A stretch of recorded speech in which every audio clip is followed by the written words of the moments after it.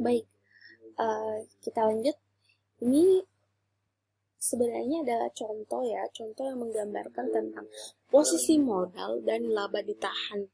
Jadi sebelum adanya dividen, modal saham ini misalnya 1000 lembar dikali dengan 200.000 per lembar ini ya, masing-masing harganya 200.000.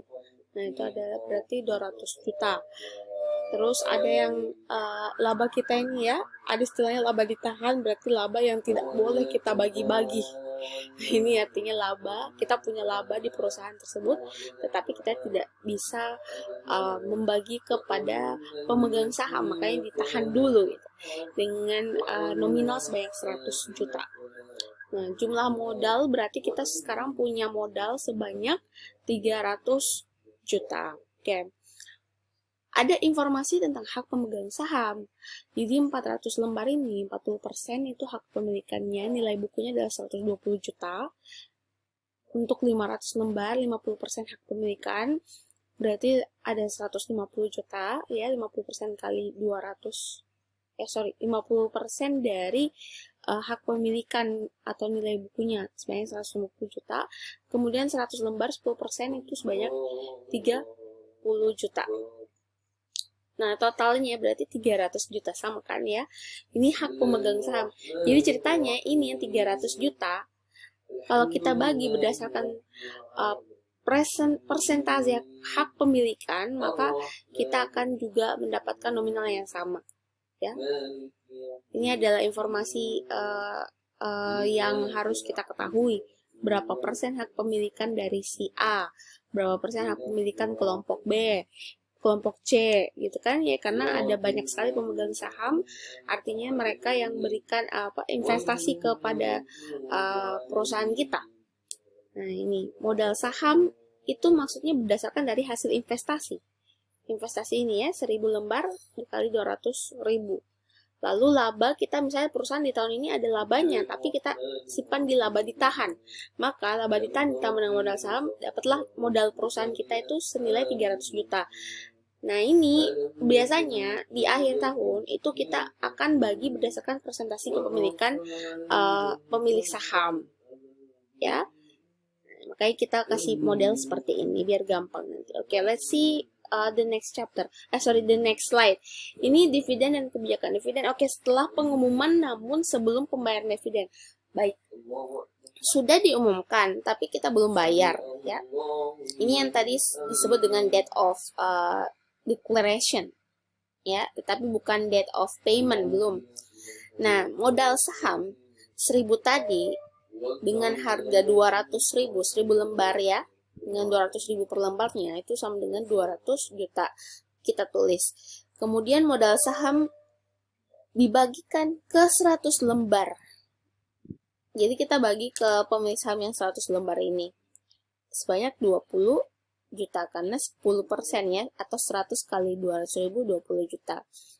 Agio saham 6 juta. Laba ditahan 200 dikurangi dengan 100 dikurangi 20 kurangi 6, maka dapat 74 juta. Jadi 100 juta tadi di awal kita kurangi dengan modal saham yang dibagikan sebanyak 20 juta dan agio sahamnya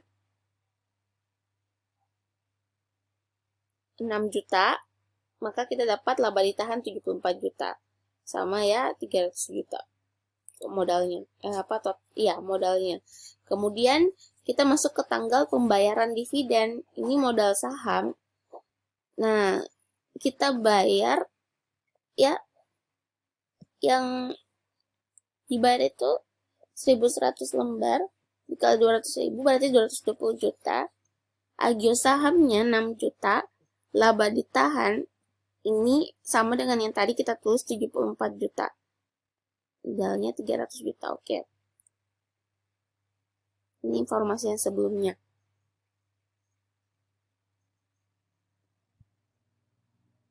Baik, ini adalah sebenarnya untuk memahami apa saja jenis saham. Kalau tadi sebelumnya adalah chapter tentang bagaimana penulisan laba ditahan di bagian laporan laba rugi, ya. Nah, dan di perubahan modal, kan ada dua yang terpengaruh itu, laba ditahan dan pada saat dibayarkan dividen maka dia mempengaruhi laporan perubahan ekuitas. Nah, sekarang ini kita masuk ke informasi soal saham. Ada saham biasa, saham preferen.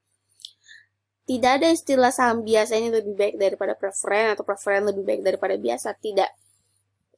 Cuman saham preferen ini perbedaannya itu adalah mendapatkan prioritas terlebih dahulu untuk mendapatkan dividen. Jadi orang yang punya saham preferen, biasanya kalau ada kata laba ditahan, kita lunasi dulu utang, toh kita lunasi utangnya berdasarkan debt agreement. Kalau ada lebihnya itu kan biasanya tidak cukup untuk memenuhi seluruh pemilik saham. Maka kita akan bayar dividennya si preferen dulu. Yaitu saham preferen ini punya hak untuk menerima dividen lebih dulu. Saham preferen juga biasanya kita bisa tahu bahwa ternyata ada yang memiliki hak untuk memilih direksi. Jadi ada vote gitu. Nah, ini biasanya kan biasanya pemilik-pemilik saham ini pada duduk di meja dan menentukan misalnya kebijakan apa yang akan diambil sama-sama oleh perusahaan dan sebagainya. Pihak manajemen akan melaporkan hasil laba ruginya kepada pemilik saham. Nah, si saham preferen inilah, pemilik saham preferen inilah yang akan menerima dividen terlebih dahulu. Oke, kita lihat saham preferen berdasarkan kumulatifnya dividen yang tidak dibagikan dianggap sebagai tunggakan. Berarti kalau misalnya belum dibayar dividennya, maka utang dividen tersebut harus dicatat. Kemudian tidak kumulatif, dividen yang tidak dibagikan dianggap hilang. Berarti ada istilahnya perusahaan itu mungkin rugi, ya, sehingga dividen tersebut akan dianggap hilang. Oke, partisipasi, pembagian dividen dibagi sama dengan prosentase tertentu dengan saham biasa. Ada yang disebut dengan tidak berpartisipasi sama sekali. Nah, ini partisipasi penuh, selain mendapatkan dividen dengan prosentase tertentu, juga mendapatkan tambahan dividen jika terdapat sisa secara proporsional dengan saham biasa. Partisipasi tidak penuh. Selain mendapatkan dividen dengan prosentase tertentu, juga mendapatkan tambahan dividen jika terdapat sisa dengan persentase sebesar sisa partisipasinya. Baik, kita masuk ke perhitungan dividen. Ini ada istilahnya ini ya, SP itu maksudnya adalah saham preferen atau saham biasa SB. Oke, ini PT Kusera merencanakan akan membagi dividen tunai sebanyak 100 juta. Saham yang beredar terdiri dari ada saham biasa nominalnya 800 juta dan saham preferen yang 6% ini nominalnya 200 juta. Dividen tidak dibayarkan selama 2 tahun terakhir. Jadi ya 0 karena tidak dibayarkan. Jika saham prioritas tidak berpartisipasi dan kumulatif dan dividen tidak dibayarkan selama 2 tahun terakhir, karena ada kata kumulatif, maka itu harus dicatat sebagai tunggakan. Nah, ini kita catat dividen yang dibagikan, dividen tahun ini ya, dividen tersedia untuk partisipasi sebanyak 40 juta. Dari mana? Kita ambil tadi 6%. Dari 6% dikali 100 juta, maka dapat 60 juta. Nah, sehingga 100 ditambah dengan ini informasi 40 juta, 40 juta dibagi dengan 1 miliar dikali 100%, maka tingkat partisipasinya itu hanya sebesar 4% saja. Ya. Jadi kita totalkan 100 juta ini kurang 60, 80 juta dari Nominal saham yang berpartisipasi, kalau kita hitung tadi ada yang 200 juta, ada yang 800, maka nominalnya 1 miliar. Sedangkan yang berpartisipasi, dividen yang bersedia berpartisipasi cuma 40 juta. Jadi 40 juta dibagi 1 miliar dikali 100%, cuma 4% yang berpartisipasi. Ya, itu caranya. Nah, kalau saham prioritas berpartisipasi penuh, tapi tidak kumulatif, kita bisa hitung menggunakan perbandingan 1:4. Jadi, tidak ada jurnal yang dibuat. Cukup dibuatkan memorandum note yang menunjukkan bahwa nilai nominal per lembar saham turun dan jumlah lembar saham juga naik. Jadi ilustrasinya modal sebelum stock split itu 1000 lembar dikali 200.000 dapat 200 juta. Kemudian laba ditahan tadi ya, informasi di awal sama dengan yang sebelumnya. Laba ditahan kita 100 juta, sehingga total modalnya itu 200 tambah 100, 300 juta. Modal setelah stock split 1 lembar menjadi 2 lembar. Jadi modal saham 2000 lembar, awalnya 1000 lembar, menjadi 2000. Dikali dengan 100.000, maka 200 juta. Laba ditahan sama, totalnya sama ya, 300 juta.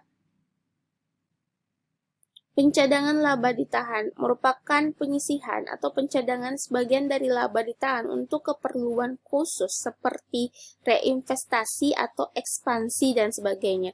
Jadi biasanya kita punya laba ditahan, kita tidak mau bagikan itu ke, maksudnya bukan tidak mau, tetapi kita sisihkan. Untuk apa? Untuk kepentingan perusahaan. Kita mau ekspansi, ekspansi artinya memperluas jaringan perusahaan. Ya, kita bikin gedung, kita bikin cabang, kita bikin perusahaan anak di beberapa daerah, yaitu ekspansi. Ada reinvestasi, artinya kita beli kembali saham, ya. Perusahaan biasanya akan membeli saham kembali setelah dia jual kemarin. Berarti itu reinvestasi. Nah, diatur dalam FASB statement nomor 5. Jadi ada accounting for contingencies. Pembatasan laba ditahan merupakan praktik yang dapat diterima namun harus disajikan sebagai bagian dari kelompok rekening modal di dalam neraca dan harus diidentifikasikan dengan jelas sesuai dengan tujuan pencadangan tersebut. Jadi kadang si pemilik perusahaan ini bertanya, kenapa saya tidak dapat dividen? Nah, manajer perusahaan bisa menjelaskan bahwa kalau memang adanya ekspansi besar-besaran, maka dia bisa menjelaskan itu, bahwa laba ditahan itu disisihkan untuk kegiatan ekspansi. Gitu. Oke, pencadangan laba ditahan ini pada dasarnya hanya merupakan klasifikasi laba ditahan yang mencerminkan keinginan manajemen untuk tidak membagikan bagian yang dicadangkan untuk dibagikan sebagai dividen, karena perusahaan ingin menggunakannya untuk keperluan khusus. Apabila pencadangan dipandang tidak diperlukan lagi, maka saldo laba ditahan yang disisihkan tersebut harus kembali ke rekening laba ditahan.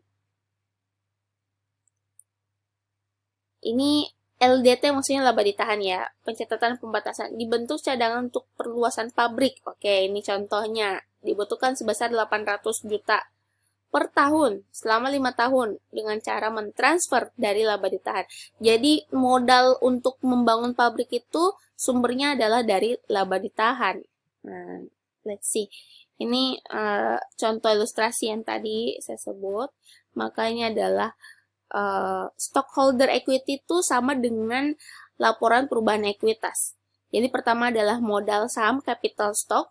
Nah, ini ada preferred artinya saham preferensi, saham biasa, ya, saham biasa yang didistribusi, yang boleh didistribusi hanya sebesar 20.000 saham. Modalnya total capital stock berapa? Lalu additional paid in capital, ada kelebihan par preferred, ada kelebihan overstated value common. Ini juga perlu dicatat, yang kelebihan pencatatan dan kelebihan pelunasan preferred yang kemarin, maka kita harus kembalikan ke dalam perubahan modal ini ya, dalam catatannya. Nah, ada